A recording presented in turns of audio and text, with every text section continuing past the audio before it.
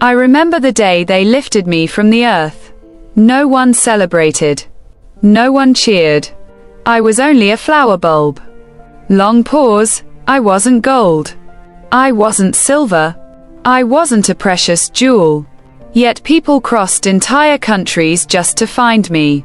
They whispered my name behind closed doors. They fought over me. They lied for me. Some even sold their homes to own me.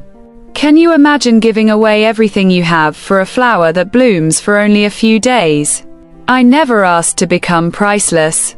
But one winter an entire nation forgot my true value. And when they finally remembered, it was already too late. My name is Tulip.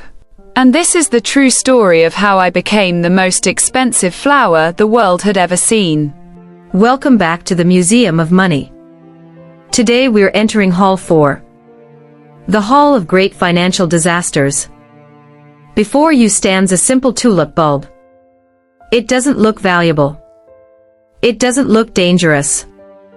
But more than 300 years ago this tiny flower convinced thousands of intelligent people to believe that its price would rise forever. Let's discover how one beautiful flower became one of history's most expensive mistakes. People often think my story began in the Netherlands. It didn't. I was born far from busy cities high in the wild mountains of Central Asia.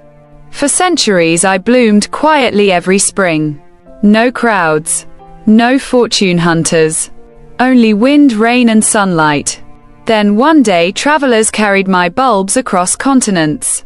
Soon I arrived in Europe. Gardeners admired me. Collectors protected me. Kings wanted me. But none of them could imagine that I would soon become far more than a flower. I was about to become an obsession. The Dutch Republic was one of the richest places on earth. Its ships crossed the oceans. Its merchants built great fortunes. And for the first time many ordinary families had money to invest. A rare tulip was no longer just a beautiful flower. It became a symbol of wealth, success, and prestige. Without realizing it, people had already taken the first step toward disaster. At first people bought me to plant me, to admire my colors, to decorate their gardens. But that didn't last. Soon they stopped asking how beautiful is this flower. Instead they asked how much will it be worth next month. Some people never even touched the bulbs they owned. They bought them only to sell them again for a higher price. Contracts changed hands again and again and again. The flower was no longer the product. Hope had become the product. And hope can be far more expensive than reality. Every week my price climbed higher. Then every day. People stopped asking what I was worth. They only cared how much more I might be worth tomorrow. The rarest bulbs were exchanged for astonishing fortunes. A single tulip could cost as much as a fine house in Amsterdam. Merchants smiled.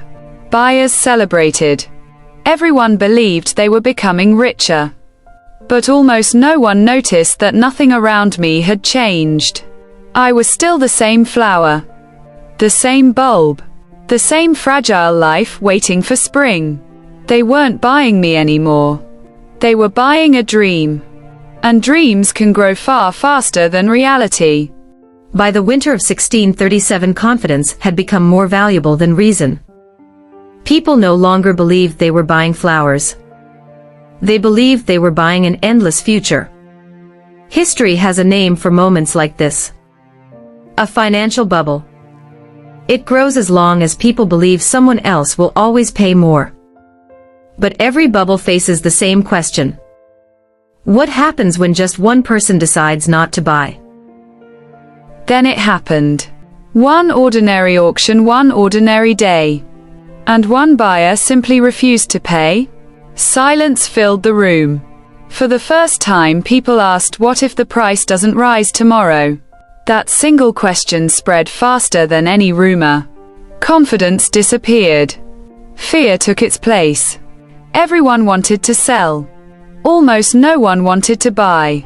The prices that had climbed for months collapsed within days. Fortunes vanished. Promises became worthless pieces of paper. I hadn't changed. I was still the same flower. But the dream that people had wrapped around me had finally fallen apart. The tulip was never the villain. It never promised wealth. It never asked to be worshipped. The flower remained exactly the same. What changed was human belief.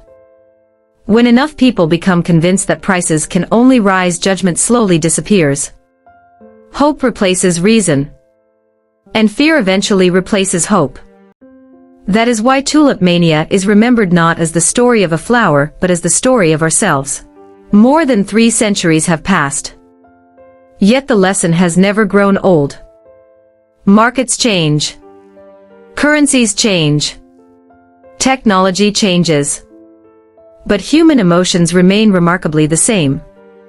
Thank you for visiting the Museum of Money. I'll be waiting to share the next story hidden inside history. Until then, stay curious.